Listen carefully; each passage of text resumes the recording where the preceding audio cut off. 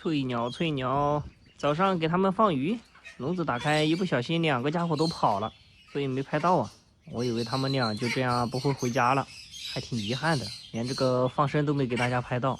等会儿又有人说这个养着养着又不在了，这没想到还能见到他哟。刚刚下了大雨，哎，老二走开！调皮，不知道他是从哪儿冒出来的，全身都打湿了。还有一只嘞，你兄弟嘞？嗯？呀，这下你就老实了。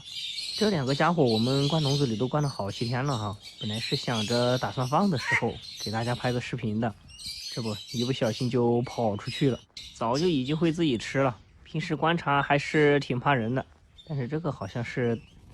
哎呀，老二啊，你要干啥嘛？这个好像是淋了雨，身上打湿了吧？回家找我求助来了。哎，去！这家伙看不到我手上有东西，以为是喂给他吃的，和那2个猫头鹰一样。呀，这小伙子身上都是蝴蝶，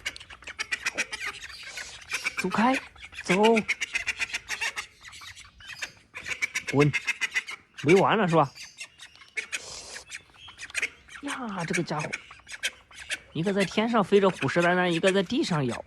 我的手啊，严重不够用了，这玩意儿咬人真治不了，它是有瘾的呀，兄弟们。就是捏了它的嘴巴，只管当时，然后下次该咬你的时候，它还咬你。不许动哈！切，跟谁学的？我要是多一只手，哎呀哎呀，走了。啊，这天上有个看着他的，地下还有一个咬我的，遭不住了，太危险了，这楼上。走，我带你下去烘干。你看你这被淋的，身上都湿透了。这下好了嘛？打得更湿了。想把他带下去的，结果他好像不是很想回家的样子，想跑。但是他忘记了自己身上已经湿了，飞不起来了。这一起飞一下栽到这里面了，真的是吃完了。刚刚下了一场暴雨啊，还蛮凉爽的。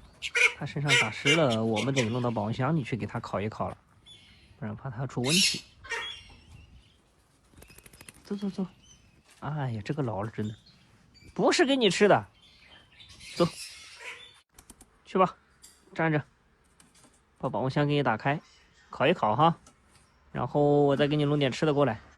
来吧，小伙子，吃的来了。给，自己吃我就不喂了哈。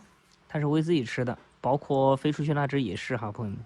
平时也不是这么和我亲近的，今天可能是身上打湿了吧，回来突然还对我蛮亲近的。